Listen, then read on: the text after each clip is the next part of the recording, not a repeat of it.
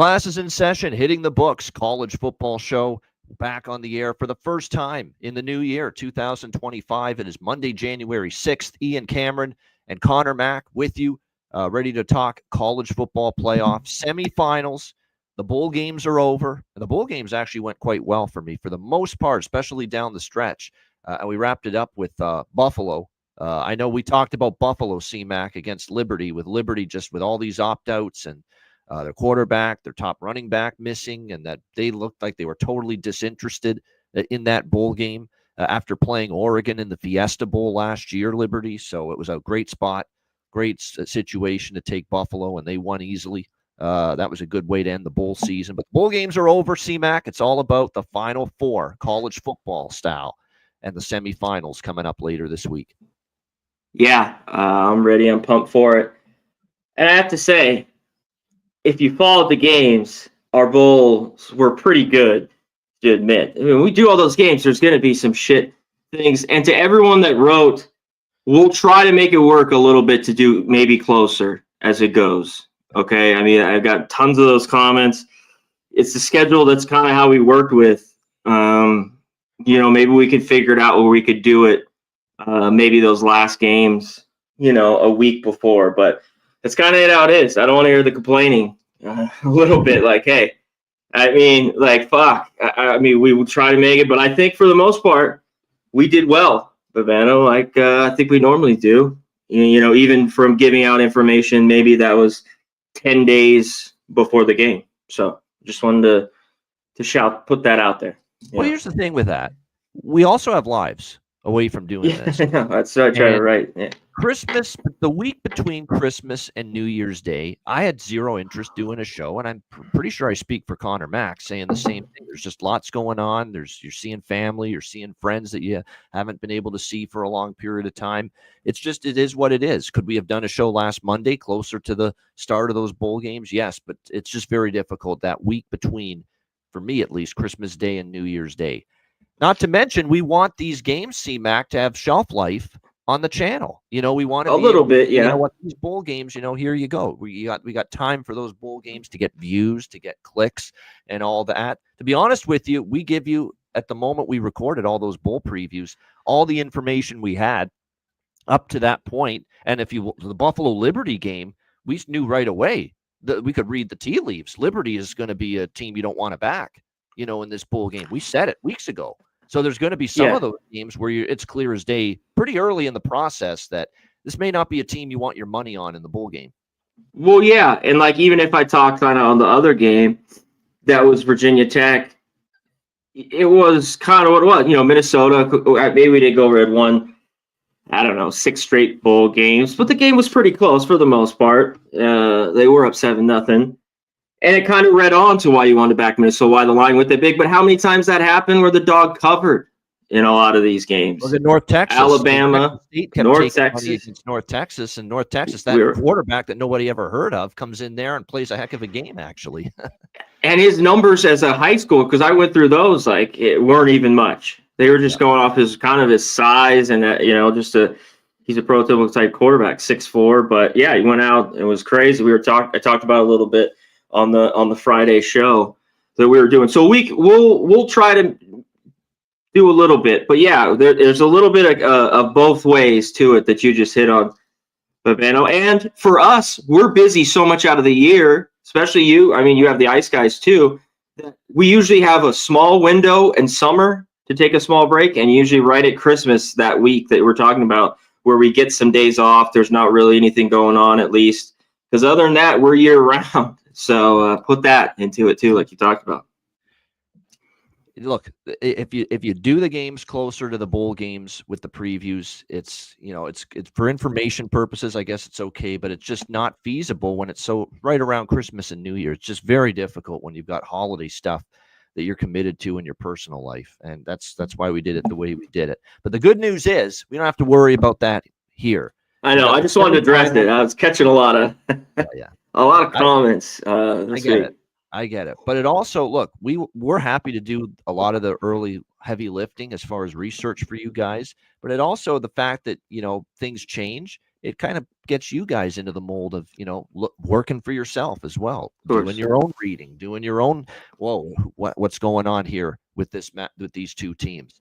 It's so we lay the groundwork, but it gets you guys maybe to keep up to date on the bowl game situations and these teams closer to the games themselves. But we don't have to worry about that today, because these games coming up are Thursday, Friday later this week, just a couple of days away, our college football playoff semifinals. Just to remind everybody, we only have 2 college football shows left for hitting the books, and then that's it for the season. We've got today's show, and then next Monday, January 13th, we will do our national championship game preview show. So the 2 winners of the semifinals, and that will be a week before the game, because the game is January 20th, but that'll give you a chance to have a week to watch the video if you can't tune in live. And be able to watch our national championship game preview. All right, C-Mac, it's time to talk college football playoff semifinals, and we begin on Thursday with the Orange Bowl. It's the Notre Dame Fighting Irish and the Penn State Nittany Lions, the first semifinal. Notre Dame 2-point favorites, 45 the total, of course. Hard Rock Stadium in Miami will host this game. You look at Penn State. We'll start with them. Their road to get here, and it's obviously the biggest, I guess, quibble and the biggest question mark that people have about Penn State going into this game. Well, you beat SMU and you beat Boise State, 2 of the weaker teams in the college football playoff field, to get to the semifinal. Are you prepared for this step up against Notre Dame, who, by all indications, it's going to be a tougher opponent and a tougher matchup for Penn State? And when you look back at those 2 wins for Penn State, wins and covers in both games, 38-10 against SMU. But as I mentioned before the Boise game, SMU had a chance to go up 7-0. They were moving the football early in that game. They missed on a 4th and 1 that Kevin Jennings should have hit on. They moved the ball again. They got stopped on 4th down. Again, missed a field goal, actually, I think, if I'm not mistaken. And then the pick sixes happened, and goodbye. There were opportunities for SMU to make that such a different game early, and they didn't seize on those opportunities. And then in the Boise State game, you can kind of say the same thing. Here's Boise with this great even more, I think. Yeah, 100%, because they moved the ball so well. First drive of the game, 4th and 2. I thought Spencer Danielson got a little bit conservative. Like, this is you're a double-digit underdog, man. Like, I would have gone for that, especially knowing my kicking game was a little bit spotty. And he settled for that field goal attempt early. They missed it, of course. And again, it kind of set the tone for and it gave Penn State momentum. It fueled the Nittany Lions right away, and then they go right down the field after that missed field goal, and they punch it in for the touchdown and go up 7-0. I'm not trying to say Penn State punch holes in Penn State as a team. This is a really good football team. Aller is a solid quarterback. The run game with Allen and Singleton's outstanding. Tyler Warren's going to be an NFL caliber tight end. We know that. The O-line's solid. The defense can stop the run. It's a great football team. But I think when you look at their pathway, this is going to be a much tougher challenge. And when I look at Notre Dame, I get it. Gunnar Stockton was at quarterback, not Carson Beck for Georgia in the quarterfinal victory in the Sugar Bowl. But that shouldn't take away from how good that Notre Dame defense played. They forced turnovers. They blew up the line of scrimmage. They really didn't give Georgia much semblance of a run game to speak of. I was just extremely impressed with Notre Dame. The pass rush got home. I thought against that Georgia offensive line, they handled themselves very well. I mean, you look at it, they held Georgia to 62 rushing yards in that victory. 29 carries. Yeah. 29 carries and only 62 rushing yards. And people were concerned that Georgia offensive line with all I heard about was the fucking big size advantage and the much greater beef in the trenches, the Georgia O-line over the Notre Dame defensive line, and how that was going to be a big problem for Notre Dame, and they still stopped the run. Now, some of that, maybe they had the lead, the kick return touchdown right after halftime that really gave them a bit of a cushion.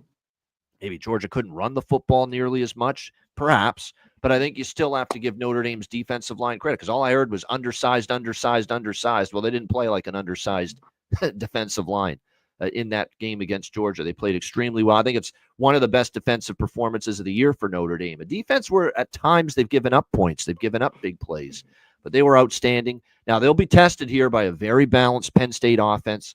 There's no question. When you look at the other side of the football, though, the Penn State defense, like I said, one-dimensional Boise State. Maddox Madsen's an okay quarterback. He ain't going to be an NFL quarterback.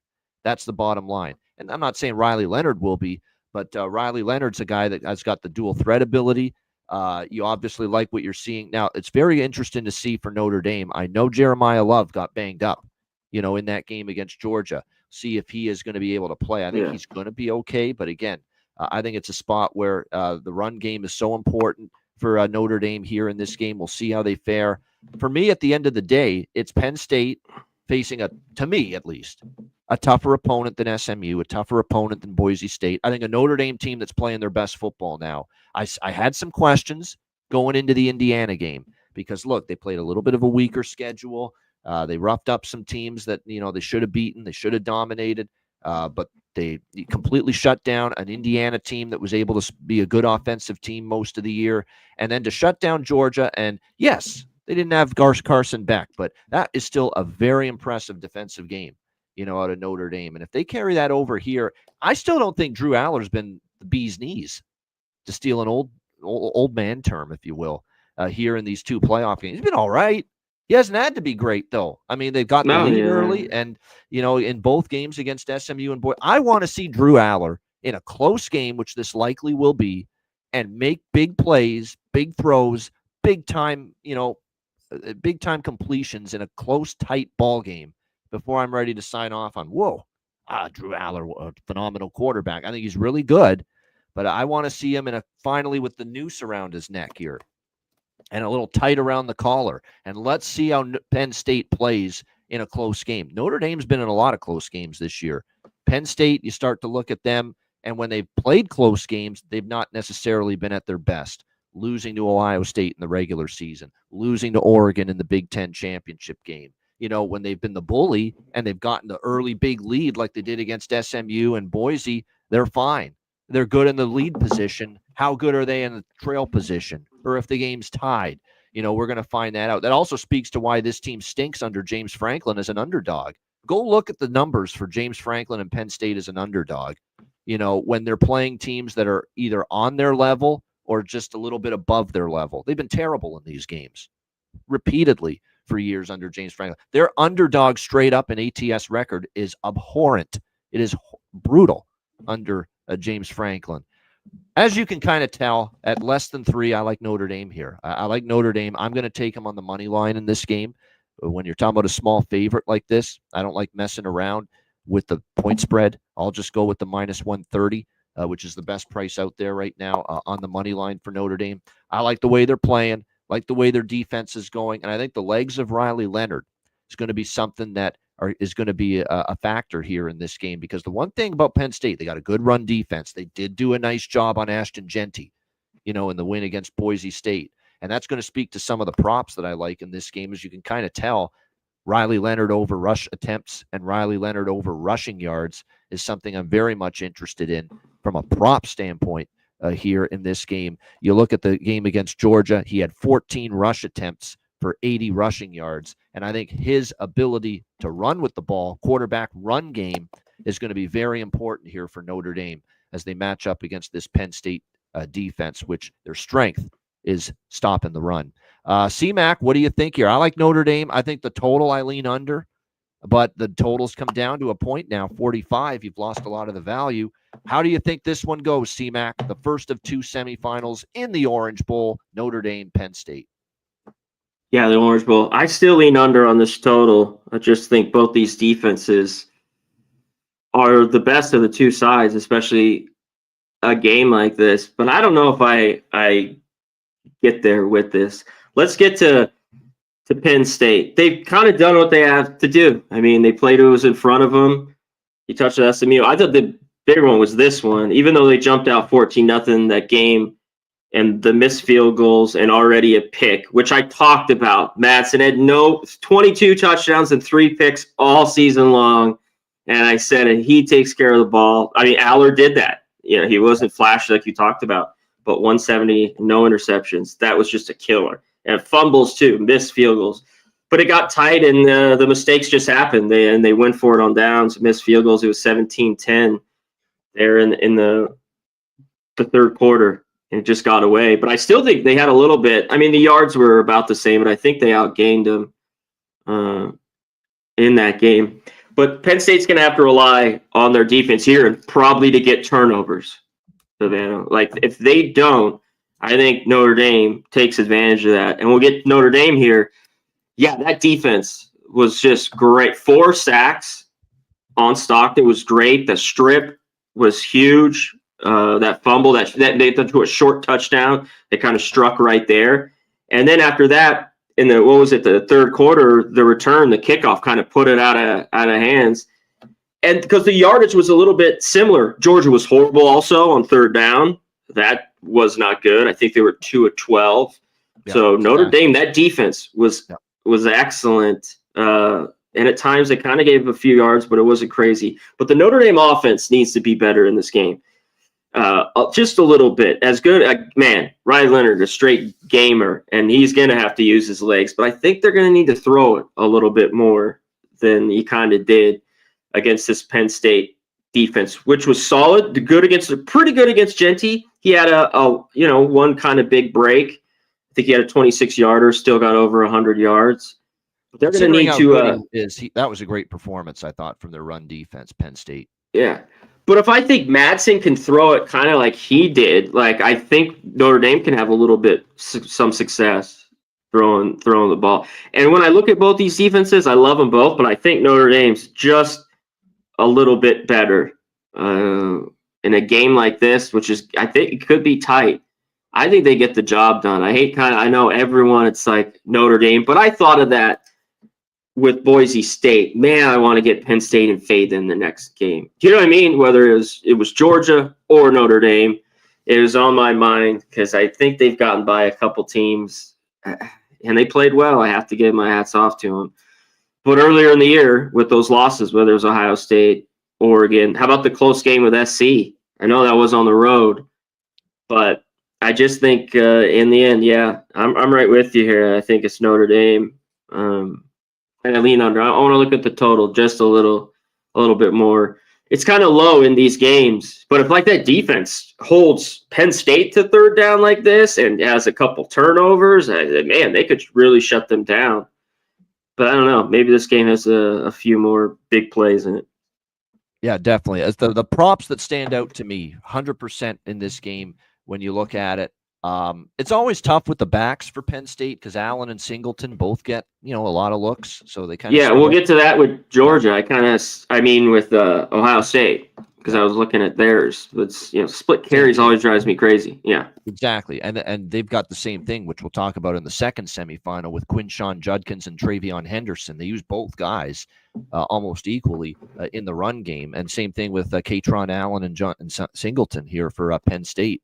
No doubt. But like I said, I like the props, and any props involving Leonard, make sure you bet rush attempts as well, because I think rush attempts is important. He's not always going to be able to break off, the 4, 5, 6 yard runs. Sometimes he's going to keep the ball, run it, and only get 1 or 2. So that's why I think it's good to bet not just rushing yards over on Riley Leonard for Notre Dame, but maybe rush attempts as well. A good way to go for his props in this game. And then there's one more too I like. If you're going to go with a receiver, C-Mac on Notre Dame, Jordan Faison has clearly become Riley Leonard's favorite target. The big play guy. Yes. Yeah. I think he's the receiver to go with if you're looking at someone for receptions and receiving yards on the Notre Dame side. I have to say, I agree totally with that. If you look at Leonard, it's already moved a little bit. Like, I think the line is going to keep trickling. So, I get him below 50 if you really like it. But I think it's, right around 47, 48. But I've already seen the numbers start to change. It's moving up a little bit. So if you like that, I think you get on it here early. And the attempts, I don't mind that too. Something that you don't always get with college players regular year where you can get on that. But in a big game like this, we'll have all those props. Yeah. No doubt. And I've only dabbled in props this year, just a handful throughout the season in college football. I know C-Mac's been posting a lot on Twitter X, and there's a lot of the props that he's been betting for college football, doing very well, I've noticed, with them as well. So definitely C-Mac, like I said, probably will be eyeing a few props in these two games. Tyler Warren, I mean, it goes without saying, but here's the thing about Notre Dame. They are better covering the perimeter in their secondary. The outside receivers, that's the strength of their secondary. Over the middles where they're a little bit more vulnerable. And obviously that's where Tyler Warren, the great tight end for Penn State, comes into play. So it could be a little bit of a tricky matchup for Notre Dame. Like I said, their pass coverage and their pass defense is better on the outside than it is over the middle. So it probably means Tyler Warren's in store for another pretty productive game. He's just such a go-to guy for Drew Aller in that passing game. And I'm not sure Notre Dame's as equipped, over the middle to slow down the passing attack as they are the outside receivers. So Tyler Warren props, I wouldn't argue with that either on the Penn State side, over receptions or receiving yards for him in this game. All right, let's turn to semifinal number 2 in the Cotton Bowl. Jerry's World, AT&T Stadium in Arlington, home of the Cowboys, is where this game will be. The second semifinal, Ohio State and Texas. Ohio State 6-point favorites here, 53.5 the total in this game. Even though this is in Texas, where you would think there'll be a lot of burnt orange and Longhorn faithful, hook 'em, in the crowd for this semifinal on Friday night. You still see Ohio State a very solid 6-point favorite. There is definitely, without a single doubt, the last 2 dominant performances from Ohio State have influenced this line a bit. There's no doubt, because this line opened, as low as, it was 3.5, 4 for Ohio State as a favorite right at the end of the Rose Bowl when it ended against Oregon. That we saw Ohio State like 3.5, and then the opening number got pounded within the first hour or 2 after the Rose Bowl ended, and it got all the way up to 6.5, and we've seen it now trickle back down just a little bit to 6 here in this game. I'm one of the many that right away jumped on Ohio State at minus. I got 4. I didn't even get the 3.5. I got Ohio State -4. Because I figured the line was going to move. People were just going to be so impressed with just how incredibly dominant against an undefeated, unbeaten, terrific Oregon team, and just how Ohio State just picked that team apart and just annihilated them in the fashion they did. I figured that line's going to go up, and sure enough, it did. So I've got -4 in my pocket on Ohio State. But I will say this. It definitely feels like you're paying a tax now at 6.5, a little bit on Ohio State. And it's because they looked awesome. They destroy Tennessee. They get the taste out of their mouth of the loss to Michigan. And I was thinking, it's just coach speak, Ryan Daytama. We had to have a meeting of the minds after the Michigan game. We had to have a heart-to-heart with our football team and come together and say, what's wrong? What was the problem with the Michigan game, and fix it. I thought, it's just coach speak. I got to see it before I believe it. Well, I do believe it now, because they look like a completely different football team, these 2 games against Tennessee and Oregon. I can't say enough how impressive they were, especially offensively. And it's simple. Chip Kelly finally came to the realization after that Michigan debacle at the end of the regular season, C-Mac. He came to the realization, we've got a fucking tremendous receiver in Jeremiah Smith. Maybe throw him the ball and throw him the ball a lot. Throw it. That's how those first 2 touchdowns were, both like 45-yard bomb. I was like, that's what we talked about, I think, last week. Or they need to do that. That was huge. Yep. Huge. He was stubborn.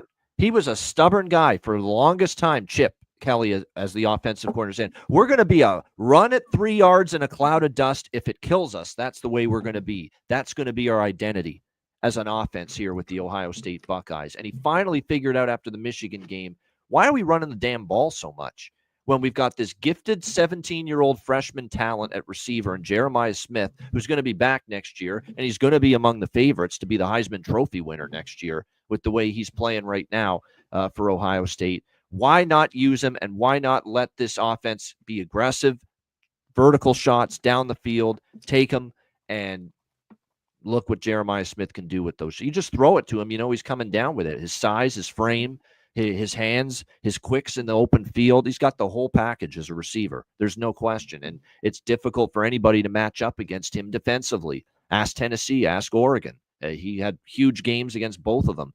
Just outstanding. And, Will Howard is showing you let him throw the ball down the field vertically, not just the dink and dunk stuff he was doing all year. For the most part, especially that Michigan. That's another thing about the Michigan game. When they did throw the ball, they didn't take deep shots. None. It's just shocking that it took getting humbled like that again by your bitter rival to finally have a wake-up call and realize the way you should be game planning offensively, the way you should be scheming offensively, and the way you should be attacking with the personnel that you have at your disposal. And finally, Ohio State had an epiphany and a realization after that Michigan game that that's the way they should be playing on offense, attacking vertically in the passing game. Yes, you still run the football, and it's still part of the offense, but it's not 70, 80% of the offense like it was in the Michigan game. You've got to be balanced, and if anything, skew a little bit more to the passing game because of what you've got there. Led by, and Emeka Egbuka's a great receiver. Look at the catch he made in traffic for the second touchdown in that first quarter against Oregon in the Rose Bowl. You got these great talents at receiver, both of them. Use them. And finally, Chip Kelly, it got through to him, finally, to play this way. And it's almost like you have to cut the season right off at the pass after that Michigan game, because 2 games with this change, and it's a huge change, a huge shift in philosophy on offense for Ohio State. And it's 2-0 straight up in ATS, and they have been dominant in these 2 games. So for me, it's one of these deals where I'm happy with taking Ohio State -4. I love that bet. I love that number. 6 now. For me, it's still very difficult to step in front of the Buckeyes, but Texas isn't chopped liver. And you got Texas's C- game in the Peach Bowl against Arizona State. There are real problems, though, for Texas, and it's why I kind of took the early number with Ohio State in this game. They couldn't run the football, CMAC, at all against Arizona State in that game. That's concerning, because all of a sudden it made Quinn Ewers one-dimensional, and it almost cost them, quite honestly, the football game there.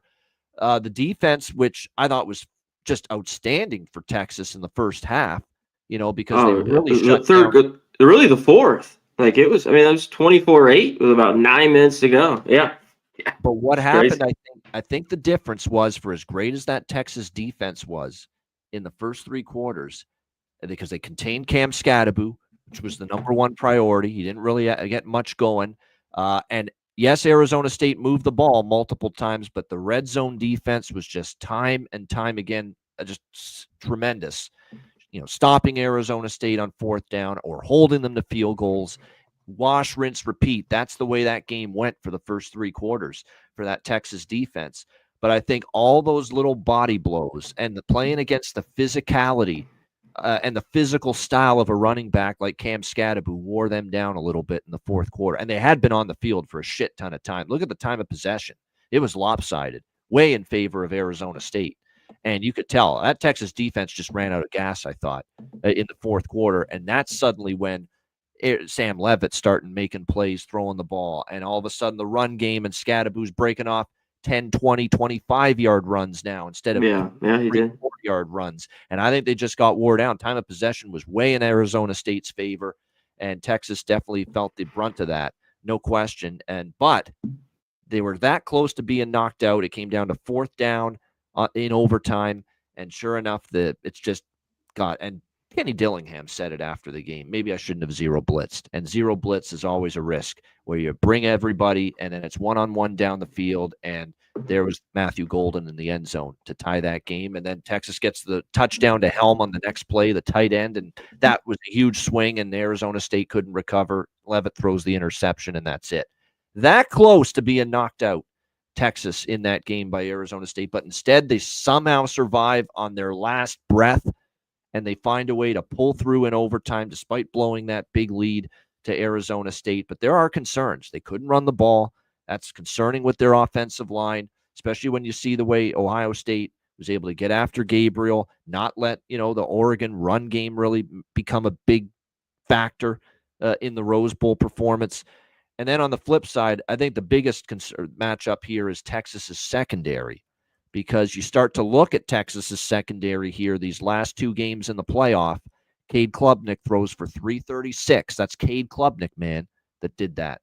Not exactly a quarterback that was consistent or phenomenal start to finish all year. He threw for 336 passing yards against this Texas defense, even though Clemson lost in that first-round playoff game. And even with Sam Levitt in Arizona State, knowing Cam Scatterbu and the run game's the focal point, Sam Levitt still threw for 222 passing yards and over 296 passing yards altogether when you factor in the trick plays.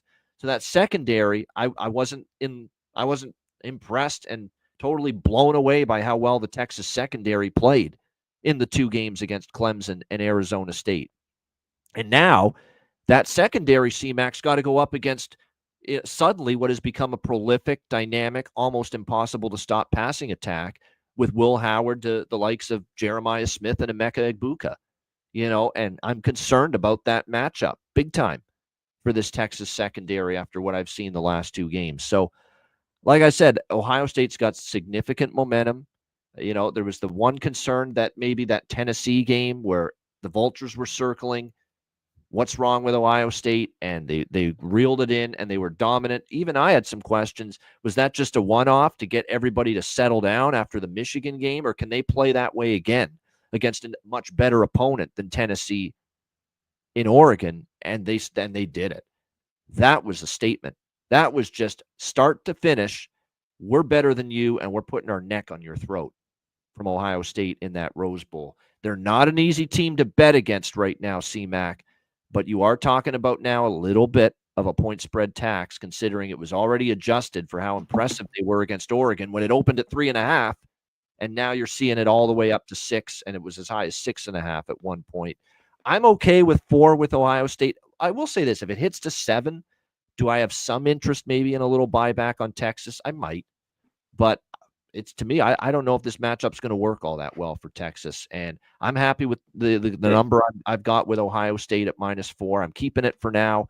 I probably will keep it unless I see 7 or more on Texas. Maybe then I'll look for a middle shot. But until that happens, I'm okay with taking Ohio State early in the process, early in the week, or right after the Rose Bowl ended at -4. I like this total over. I do. You've got to kind of look at Ohio State kind of as an over team now, because they're going for big plays. They're pushing the ball 30, 40, 50 yards down the field in the passing game. That's just a perfect recipe for overs when you've got a team taking their shots down the field in the passing game. And suddenly Ohio State is doing that in the 2 playoff games against Tennessee and Oregon, which, by the way, both games flew over the total.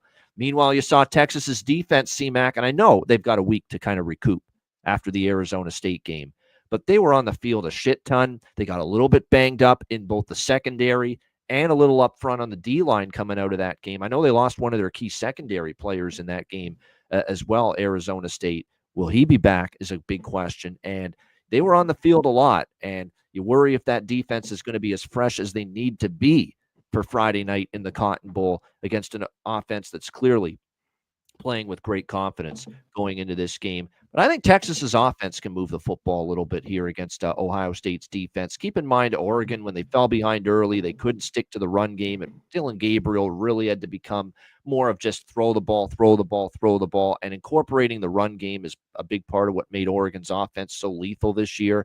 And once they had to abandon that, it made it made it easier for Ohio State on defense to defend this team. If Texas can at least maintain contact, keep it a 1-score game, not fall behind further than that, I think they're going to be able to maybe run the football at least a little bit better than they did against Arizona State. But I think the key for them is going to be, can they keep this game close and stay balanced? If they can do that, and one thing about Texas, they ran some tempo against Arizona State. They started to have a few of those drives where once they got a first down or two, they played fast. And you see a team that's getting to the line of scrimmage, snapping the next play quickly. It's certainly going to be good for your cause if you like the over as well. So I like over at 53.5. And like I said, I'm on a good number at Ohio State -4. I would just say somewhat be cautious now if you haven't bet Ohio State already, taking them at a number that clearly is recency bias in the number currently based on how just phenomenal the Buckeyes have looked 2 games in a row. C-Mac, semifinal number 2. What do you think? Ohio State, Texas. Yeah, I think on the number, it doesn't matter what the 4 unless we get to 7. Yeah. I mean, I don't know if it's that huge. I mean, of course, every point, numbers in games like this matter. I just think the 7 will be the key, which I don't know if it gets there. For Texas on the total, I kind of agree with you that there's going to be points. Like the only way Texas, they slow it down, they have to run the ball. They could not run the ball the last couple games. Georgia, they only had 51 yards and they just had 53. And that was a problem of not putting away Arizona State. Like with them not being able to run and get first downs, they could have just killed that game. And they didn't. They couldn't. And next thing you know, Arizona State comes rearing back. And they did a great job on scouting. Then they hit the big pass play to him. Then he broke a long run finally, which they kind of hold him down. I think he had like a 33-yard run. They kind of got all going. The trick play with Cam Scadaboo playing quarterback and throwing that was right through the pass. State going. Yep. Yeah, that definitely did too. So is this another one where Quentin Ewers is going to be all on his back? Can he make big plays? I don't know. I mean, we've seen him, the good and the bad with him at times, but I think he could keep him definitely in this game. Ohio State, you hit on just the rematch, the offense clicking, the big touchdowns early. They just rolled the whole game.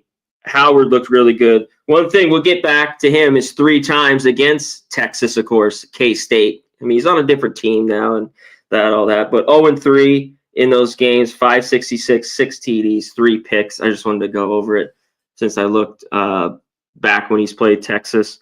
But he didn't have these weapons. You talk about, if you look at props, I would go to both those receivers. I mean, I think they could, Smith's around 84, 85, I think. That's only going to go up. And Ibuka's around 63, 62, 63. I think that, you can look at their touchdowns because I think they could have, it's a nice number on that and look to them props in this one. But Ohio State, this is where their defense, I think, will come up big. Everyone that talked about, this is the best D line in front and, blah, blah, blah. And we didn't see it. The one success that Michigan had, they ran it a lot, but they still had like 175 yards. I know it was like on 40 carries, but it was enough. And then, of course, the Ohio State offense was great, and Michigan defense kind of stepped up, and, of course, that in the rivalry that it is. But Ohio State's got to be feeling good. I think it's a little bit too much love, but I don't know if Texas can run the football here. If they do that, they cover this, and it's a little bit lower scoring. If they can't, it could be rough for them. So I'm leaning, I'd love to see a 7 here. And I'm big Ohio State. I mean, it went from this, of course, fire Ryan Day to these last 2 games. Like, holy shit, we win this. Now it's like, that everyone's jumping on his back. So it's everything's changed, in just 3 weeks' time. But man, it should be a really good game. And games like this, we always talk about, if you don't love something pregame, look to bet live. Well, everyone's going to eyes are on this, the live betting. If team jumps out and you like something, look that way on the side and the total. I think I always love to do that, especially if I'm not going crazy on a pregame bet here. It's a key matchup. You're right. Texas's defensive line got after Arizona State for almost 3 quarters. Sam Leavitt was running for his life. He was having to scramble and evade the pocket constantly in that game. And Colin Simmons, just got shook up. Trey Moore, guys like that were just blowing up the line of scrimmage and getting after Leavitt, sacking him multiple times in that game against Arizona State. The one thing about Ohio State, and we have to give the coaching staff, especially on the offensive side, great credit for this. This was a team that was going through injuries, a shorthanded, depleted offensive line late in the regular season into these 2 playoff games, and this offensive line has taken huge strides. It's really sensational to see how well they've played in spite of some of the injuries they incurred down the stretch. I want to give credit to that kind of put these last few games, and I got to give massive credit. I just talked about the D line, the front 7, really. For State, what they have 8 sacks, I think, 7 or 8 against Oregon. They were all over. They were Gabriel. So he hadn't seen that much at all. A little bit in the first game, but Oregon was at home, of course. So this could be, maybe even look at the sacks. That the front 7s look really, really good the last couple of weeks. I think that's a great call.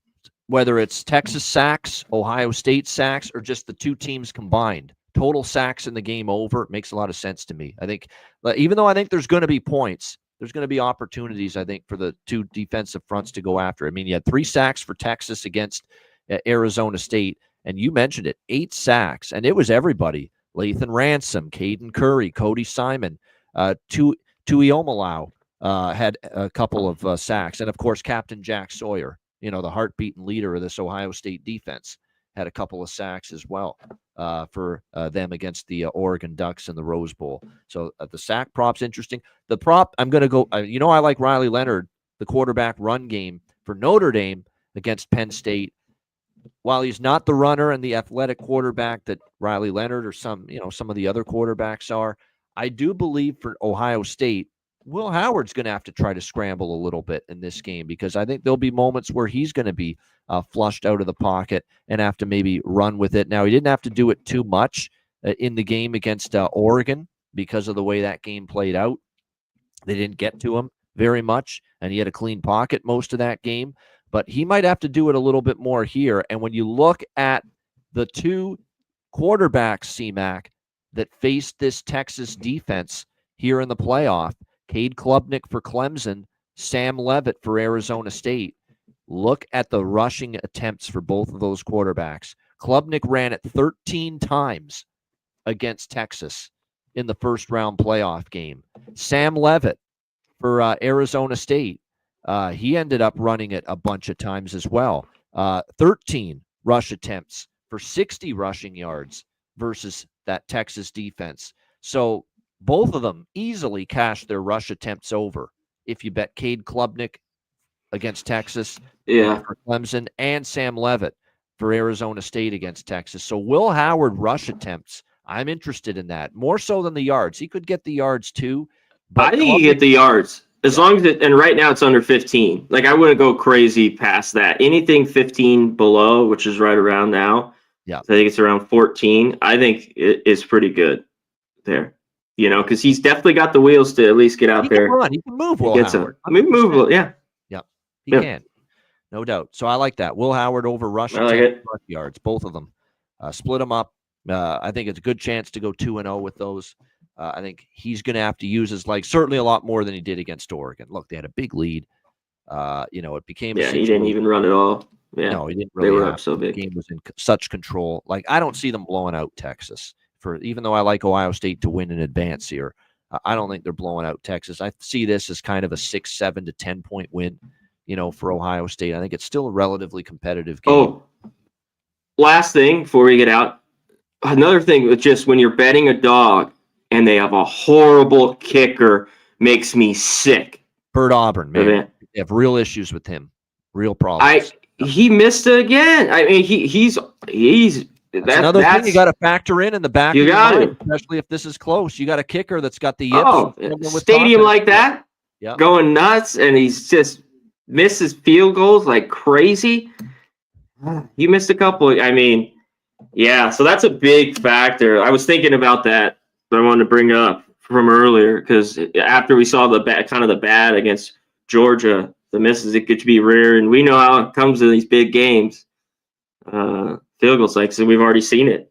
So I gotta look at that too. That's a little bit when I'm like, man, you got to put it on a guy like that when it probably come up big, when there'll be stops and he's got to make a kick. He just hasn't lately. Yeah, there's no doubt. And like I said, it's going to be interesting to see how this one plays out. For clearly, there's no secret Quinn Ewers who he's going to target in the passing game. So I don't want to even be creative here. Gunnar Helm, Matthew Golden, especially because, look, the guy they got from Alabama has been banged up. I thought even though he was out there that he'd be make an impact. He didn't look like he was fully healthy, and that's Isaiah Bond for Texas. So they've really become kind of a two-man operation in the passing game for Ewers. Matthew Golden is their deep threat on the outside, and of course Gunnar Helm, the great tight end over the middle. So don't overthink it. I think if you're going to target any sort of player props for Texas in the passing game, those are the two guys that have clearly been the go-to guys for Quinn Ewers, Matthew Golden and Gunnar Helm going into this game for sure. So again, it's funny that his name is Bert Auburn, the Texas kicker, because I'm telling you what, if he blows this game for them or they lose on a kick he misses, they're going to want to ship him to Auburn, after this game. If if he does another rough performance here. There's no question. And one more point on the total, because I think that's the best bet at the current numbers, is over 53.5. I'm a little surprised the total's lower than it was in the Ohio State-Oregon game, because that total was 54-55, and this one's a little bit lower than that. And yeah, I guess you're right a little bit. This baby could have been, 55 I thought we'd see and a this half. 56, 57. And I think you're still getting below those key numbers. I think you can get there like 30-27, 31-27, 31-24 even. Cash is a ticket. I think it's very plausible we get a score like that in this game. And I still don't think there's been enough of an adjustment, at least for me, C-Mac, to the Ohio State vertical attack in the 2 games since the Michigan debacle. And it's not, to me, coincidence they've gone 2-0 to the over. And even Texas in the 2 playoff games they've played have also gone 2-0 to the over. The Clemson and the Arizona State game both went over. So you're talking about 2 teams that are 4-0 to the over combined here in the college football playoffs. So I thought the total could have been a little bit higher than it was. Is there anything you want to say more on this game, C-Mac? Yeah, let's get out of here. There you go. We're done. Good stuff. Shout out to everyone in the chat. We appreciate it. Hit the like button. Shout out to everyone. Robert Oliver Carlson, Redbeard, Nuke Worker, good friend of ours, Jody Montana, the Bama Boy, the Chillest. We appreciate all you guys joining us here in the chat live for this edition of the College Football Hitting the Books show. A reminder, we're done for this show, but we're not done this week. We've got 3 college basketball shows coming up this week, and this will be the schedule moving forward. January right through to when they cut down the net for the national championship game in April following March Madness. Tuesday, Wednesday, and Friday. We plan on doing 3 shows a week for college basketball. Tuesday, Wednesday, Friday, 5 Eastern, 2 Pacific, and it's the same format that we've done for all the college basketball shows. We'll do the marquee games. Any games we like that we haven't talked about, we'll bring them up, bets we like from those, and then best bets at the end of the show. So same format you love with the college basketball, and we'll be bringing it to you 3 days a week, Tuesday, Wednesday, and Friday, starting tomorrow at 5 p.m. Eastern, 2 p.m. Pacific. So looking forward to this becoming predominantly a college basketball betting show channel for the next few months. But we do have, of course, one more national championship game show coming your way next Monday. Thank you for everyone tuning in. Connor Mack, always good to be with you. We'll be back tomorrow with college basketball hitting the books at 2 p.m. Pacific on Tuesday. We appreciate you guys tuning in. Hit the like button on the way out. For Connor Mack, I'm Ian Cameron. Have a great Monday and a great week. Enjoy the college football playoff semifinals, and good luck with your wagers. We will be back with you next Monday for the National Championship College Football Preview Show of Hitting the Books, and we'll be back tomorrow on Tuesday with a college basketball edition of Hitting the Books. Appreciate you guys very much. Enjoy the games this week. Cash those tickets. Good luck. And as always, class dismissed.